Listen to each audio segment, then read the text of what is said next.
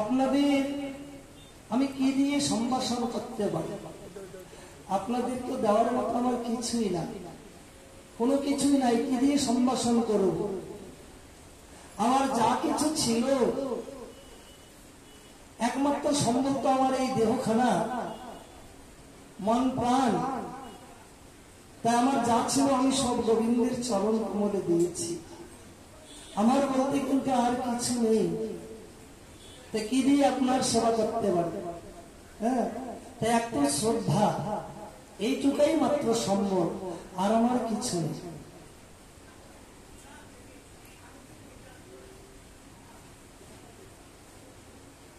সবে প্রণিপাদে আছে পুজিতে সম্ভার, জানিয়া ক্ষমিহ দোষ ব্রহ্মার অনুমান।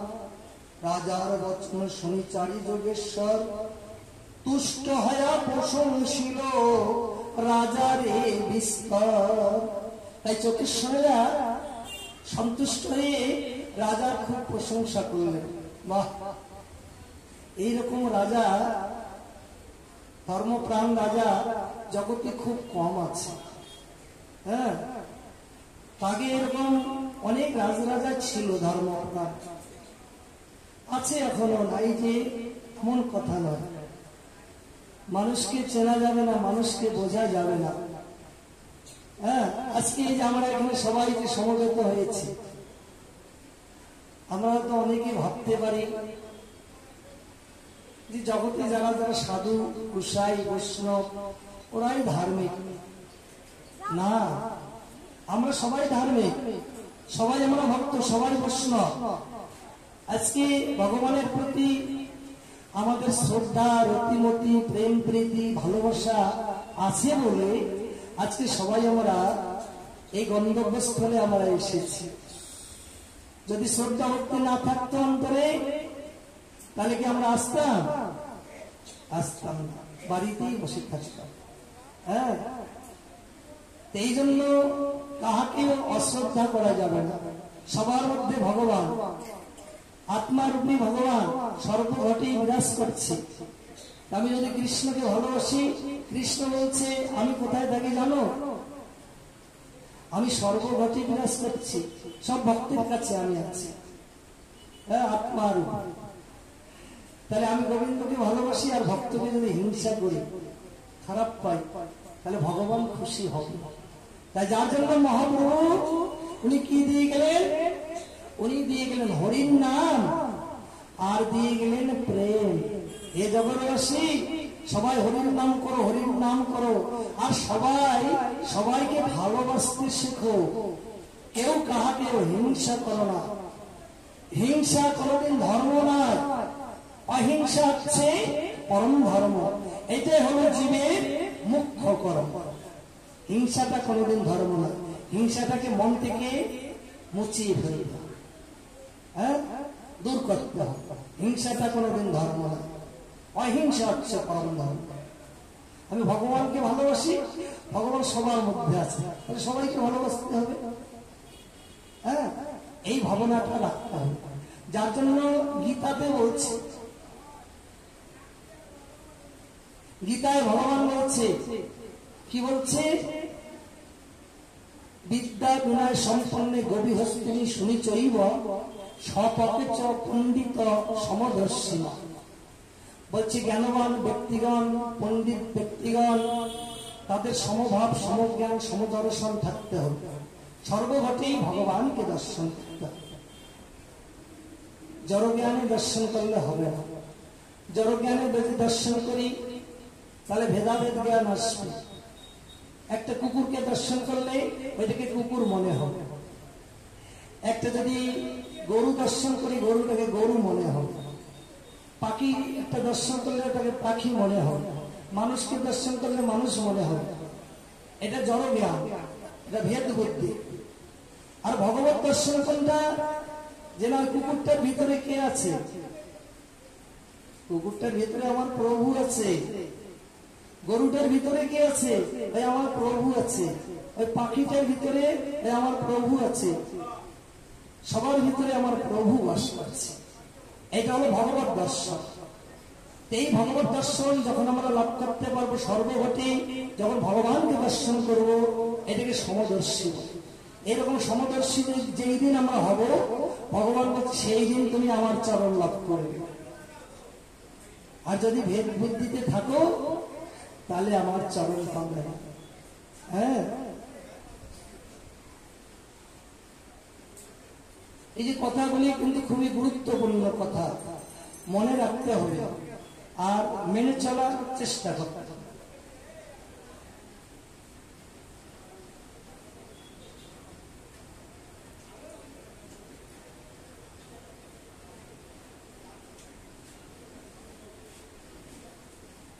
তাই শ্রী পিতুর ঐকান্তিক হরিভজন, পিতু মহারাজের ঐকান্তিক ভজন, তত্ত্ব উপদেশ পায়া পৃথু নরপতি, ভজিল মুকুন্দ পদ একান্ত ভকতি, হরিভক্তি বিনে চিত্তে না চিন্তিল আর, সপ্তদ্বীপ অধিকারে লইল অবধান। পৃথু মহারাজ ঐকান্তিক ভজন করেছিলেন, মানে কৃষ্ণ ভজন সাধন করতেন, সপ্তদ্বীপে অধিকারী ছিলেন, হ্যাঁ রাজা ছিলেন, কিন্তু অন্তরে তার কোনো বিষয় বাসনা ছিল না, বৈরাগ্য ভাব নিয়ে রাজত্ব করত। হ্যাঁ, যে সবই আমার নয়, সবই হচ্ছে আমার প্রভু। তাই যার জন্য নরোত্তম দাস ঠাকুর বলে গেছে সংসার করো, কিন্তু কিভাবে সংসার করতে হবে? ছাড়িয়া অনাচার করো কৃষ্ণের সংসার, নামে রুচি জীবে দয়া সর্বধর্মের সার। অনাচার ত্যাগ করো, আচারের মধ্যে আসো। হ্যাঁ, গুরুপাদ পদ্ম আশ্রয় করে কৃষ্ণ মন্ত্রে দীক্ষিত হয়ে ভগবানকে প্রতিষ্ঠা করে তার নিত্য সেবা করো, তার গুণগান করো, আর যার যে কর্ম সে সেই কর্ম করো, তাহলে হবে সংসার। আর ভগবানকে বাদ দিয়ে সংসার করলে সেটা সংসার হয় না। হ্যাঁ, সেটা সংসার হয় না। কেন? এই গোষ্ঠ লীলার মধ্যে বলছি, আপনারা তো অষ্টকালীন লীলা কীর্তন শোনেন, শোনেন না? শোনেন। ওই উত্তরা গোষ্ঠীর মধ্যে বলছি, কৃষ্ণ যেমন খেলা খেলতে খেলতে হারিয়ে যায়, শ্রীরাম সখা দেখছে বেলি অবসান হয়ে গেল, তা কানাই তো নেই, ভাই কানাই, এখন কার কাছে বলবে কানাই নেই? তাই উনি জানে দাদা বলরাম মায়ের কাছে প্রতিশ্রুতি দিয়ে আসছে যে মা তুমি কোনো চিন্তা করো না, কানাইকে আমি সাথে সাথে রাখবো, আর গোচারণ করে না সকাল সকাল ঘরে ফিরে আসবে। তাই দাদা বলরাম ছাড়া তো কেউ জানবে না। তাই দাদার কাছে গিয়ে বলল, দাদা বলরাম, দাদারে আমি এমন খেলা আর খেলব না। কেন? দেখে দাদা, যে খেলায় হয় কানাই নাই, সেই খেলায় আমি আর খেলব না। রাজা ছাড়া রাজ্য যেমন, কানাই ছাড়া ঠিক খেলাটিও তেমন। দেখে দাদা, জলবিহীন সরোবরে যেমন, ফলবিহীন বৃক্ষ তেমন, ওই দুগ্ধহীন গাভী যেমন, কানাই ছাড়া ঠিক খেলাটিও তেমন। তার মানে মনে করেন একটা কেউ যদি গাভী পালন করে, পোষে, তা গাভীটা যদি বাচ্চা না দেয়, দুধ না দেয়, তো ওই গাভীটা পরিশ্রম করে তাকে পরিপোষণ করে কি লাভ হবে বলেন তো? হবে কিছু লাভ? ও দুধ দেয় না, বাচ্চা দেয় না, তাহলে কোনো লাভ হবে না। তাই শ্রীরাম সভা বলছি, যে খেলার মধ্যে কামাই নাই সেই খেলা খেলে কোনো লাভ নাই। এই সংসার খেলাটা আমাদেরকে পেতে দিয়েছে আমার কানাই, মানে কৃষ্ণ গোবিন্দ পেতে দিয়েছে। হ্যাঁ, এই সংসারে যদি আমার কানাই না থাকে, তাই এই খেলা খেলে কোনোই লাভ হবে না, জিরো হবে। এই জন্য সকলকে বুঝতে হবে, আমরা যেন ভগবানকে সঙ্গে নিয়ে আমরা সংসার খেলা খেলতে পারি।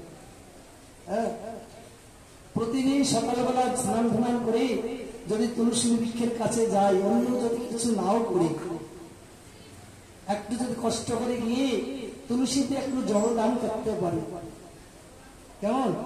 দুটো যদি ফুল চরণে দিতে পারি, পুষ্পাঞ্জলি দিতে পারি, যদি একটু দান করে একটু শ্রদ্ধা জানাতে পারি, তাতেই তার গোবিন্দ সেবা হয়ে যাবে, গোবিন্দ তাতেই সন্তুষ্ট হয়ে যাবে।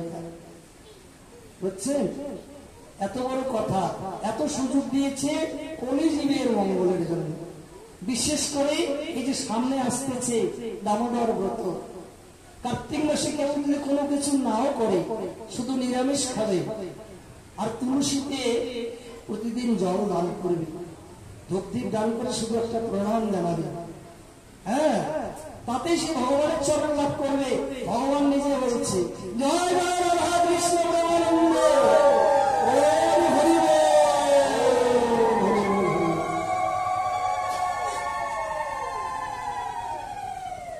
তাহলে এত সুযোগও যদি আমরা গ্রহণ করতে না পারি, তাহলে আমার মঙ্গল হবে না অমঙ্গল হবে? বলেন তো। এই সুযোগগুলি ছেড়ে দেওয়া যাবে না। খেলায় খেলায় দুর্লভ সময় সুযোগ কেউ নষ্ট করবেন না। তাই মহারাজ তিনি একদম নির্মল চিত্তে বিষয় বাসনা পরিহার করে রাজত্ব পালন করছে, এবার ধর্ম করছে।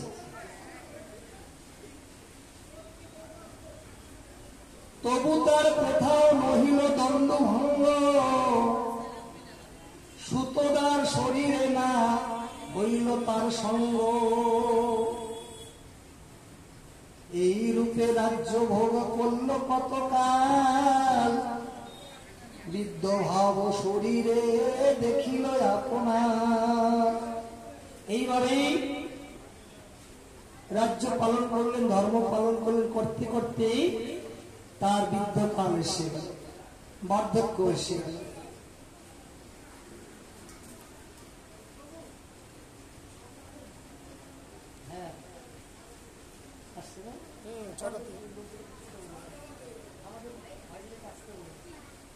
গেল তো ডাকতে গেল, আসতেছে না তো। ডাকতে গেছে? ডাকতে গেল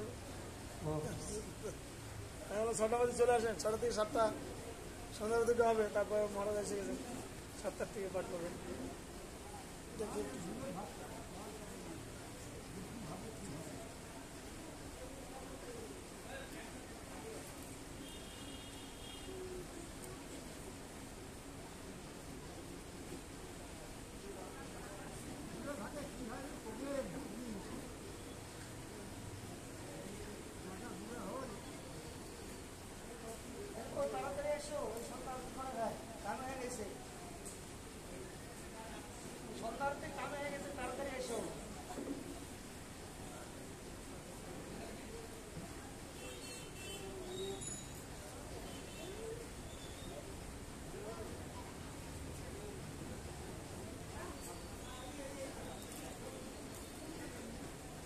পুত্রের রাজ্য দিয়া রাজা গেল তপ মনে, যোগ বলে ত্যাজি রাজা শরীর বন্ধনে।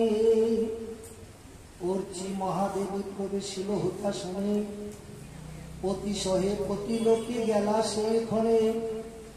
অন্য দন্য সুর লোকে উঠিল বাখান, বৈকুণ্ঠ চলিল রাজা ভকত প্রধান। ধন্য পূর্ণ শোকহর দুঃখ বিনাশান, সকল সম্পদ হয় দুরিত খণ্ডন। পৃথুর চরিত্র ভাই শুনো সাবধানী, শুনিলে সম্পদ বারে পাপ বিমোচনে। ভাগবতে আচার্যের প্রেম তরঙ্গিনী, শুনো সাবধানী লোক কৃষ্ণ গুণবাণী। তাই যেই ভগবত কথা শুনবে তারই মঙ্গল হবে, সে ভগবানের কাছে চলে আসবে। এই জন্যই ভগবত আচার্যগণ আমাদের এই কথা বলে গেলেন, নির্দেশ করে গেলেন। বিজিতাস্য রাজা হইলা পৃথুর কুমার, সাগর পর্যন্ত তার রাজ্য অধিকার। ইন্দ্রকে জিনিয়া অশ্ব আনিল যেকালে, অন্তর্ধান গতি তারে দিল পুরন্দরে। অন্তর্ধান পুত্র হইল নাম হরিদ্রান, রাজা হয়া লইল তার রাজ্য অবধান। নিরন্তর ভক্তি রাজা করল দামোদরে, যোগ বলে তনু তেজি গেল বিষ্ণু করে। ছয় পুত্র হইল তার মহাবলবান, প্রাচীন বহি নামে পুত্রের প্রধান। কর্মকাণ্ডে হইল তার দৃঢ়তর মতি, পূর্বযাত্রী কুশে আচ্ছা দিল বসুমতে। প্রাচীন বহি নামে এই সে কারণে, দানব্রত তপযোগ্য করে দৃঢ় মনে। শিবানুগত প্রচিতাগণের শ্রী হরি ভক্তি লাভ। তার 10 পুত্র হইল প্রচিতস নামে, বাপে আজ্ঞা দিল সৃষ্টি করহ সৃজনে। প্রচিতাগণ এরা সবাই শিব ঠাকুরের পরম ভক্ত ছিল, কিন্তু তার মধ্য দিয়েও তারা কৃষ্ণ প্রেম ভক্তি ধাম লাভ করল। মানে এই জগতেও দেখা যায় 4টা বেদ, তো 4টা বেদের 3টা কাণ্ড, কর্মকাণ্ড, জ্ঞান কাণ্ড আর ভক্তি কাণ্ড, 3টা স্টেজ। তা কর্মকাণ্ডটা হচ্ছে প্রাথমিক স্তর, প্রাইমারি স্টেজ। কর্মকাণ্ডেতে আমরা যতদিন থাকবো ততদিন আমরা বিভিন্ন দেব দেবতার আরাধনা করব, ওখান থেকে ভক্তিটা শুরু হবে। এটাকে অতিক্রম করে জ্ঞান কাণ্ডে প্রবেশ করতে হবে। জ্ঞান কাণ্ডে যখন প্রবেশ করবে তখন সে নির্গুণ ব্রহ্মের উপাসনা করবে, বলবে ভগবান নিরাকার। তারপরে জ্ঞান কাণ্ড অতিক্রম করে ভক্তি কাণ্ডেতে প্রবেশ করতে হবে। ভক্তি কাণ্ডেতে ভগবান শাখার সবিশেষ তত্ত্ব বস্তু, যে ভগবান কোনদিন নিরাকার নয়, ভগবান একদম শাখার সবিশেষ তত্ত্ব বস্তু। শাখার রূপে যে জন ভগবানের আরাধনা করবে সে অল্প সময়ের মধ্যে ভগবানের যুগল চরণ লাভ করতে পারবে, অল্প সময়। আর নিরাকার ভাবে ভজন করলেও পাবে, কিন্তু তার অনেক সময় লাগে। আবার ঘুরে ঘুরে ঘুরে ঘুরে এই শাখারেতে আসতে হয়। হ্যাঁ,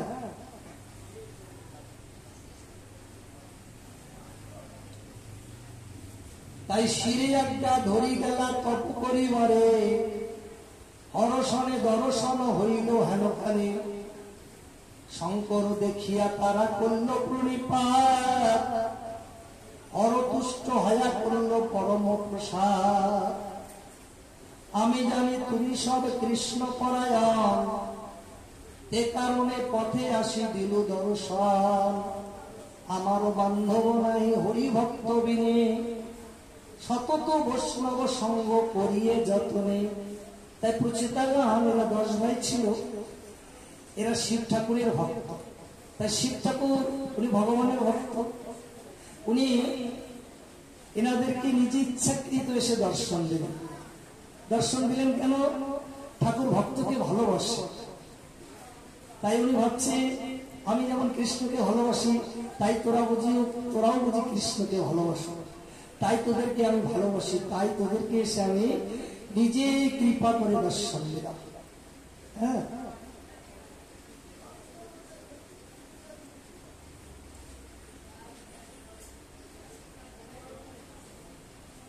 তাই শত বৈষ্ণব সঙ্গ করিয়ে যতনে, শত জন্ম স্বধর্ম করিয়ে নিরন্তর, তবে তো ব্রহ্মত্ব পায় শুদ্ধ কলেবর।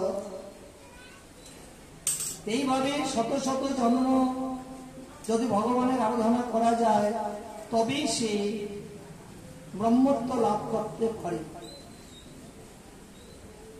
তবে আমা পাইতে পারে তবে বিষ্ণু পদ, তে কারণে জগতে দুর্লভ ভাগবত। মন্ত্র উপদেশ কহি ধর দৃঢ় মনে, এই মন্ত্র জপিয়া ভজিহ নারায়ণে। এই মন্ত্র জপিয়া করিহ এই ধ্যান, এই বিধি ধরো তুমি এই অনুষ্ঠান, এই স্তবী ও ভগবান, এতিকু বলিয়া শিবি করল অন্তর্ধান।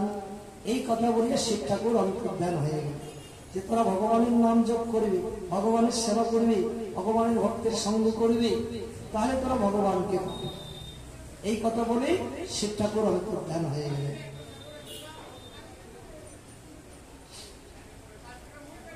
তাই শিব মুখে পাইল যদি তত্ত্ব উপদেশ, 10 প্রচে তস করল সাগরে প্রবেশ।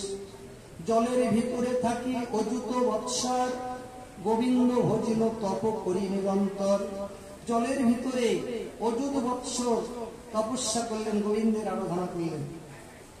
প্রাচীন বরিহি রাজা কর্মপরায়ণ, জানিয়া আইলা কথা নারদ তপধন। তাহলে দেখেন আগের দিনে যে তপস্যা করত কত কঠিন ছিল। জলের ভিতরে তপস্যা করত, বনে জঙ্গলে পাহাড় পর্বতের গুহায় গিয়ে তপস্যা করত, হ্যাঁ, এক পায়ে দাঁড়িয়ে তপস্যা করত, মাথা নিচ দিকে পা উপর দিকে এমন ভাবে একমুন্ডে তপস্যা করত, আগুনের উপরে তপস্যা করত।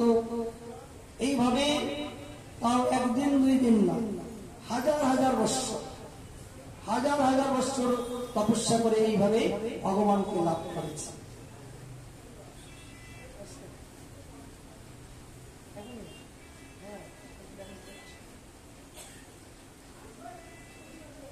এই জন্যই সকলের বিশ্বাস করতে হবে। এবার কলিজীবের আমাদের কত সুযোগ দিয়েছে। হরে কৃষ্ণ। দিদি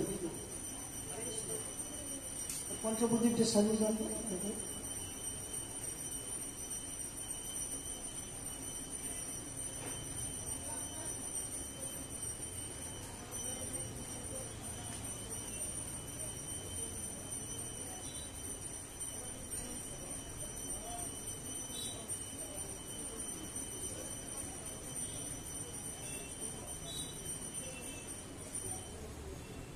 প্রাচীন বরিহি রাজা কর্মপরায়ণ, জানিয়া আইলা কথা নারদ তপধন। শ্রী নারদ কর্তৃক প্রাচীন বহির প্রতি উপদেশ দান। পুছিলা নারদ তবে শুনো নির্ভর,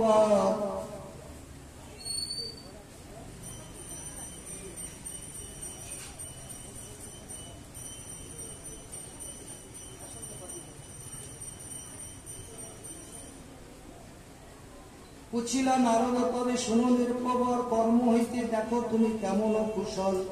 সুখের বিনাশ হয় দুঃখ উৎপত্তি, কর্ম হইতে না দেখি তোমার সুখগতি। রাজা বলে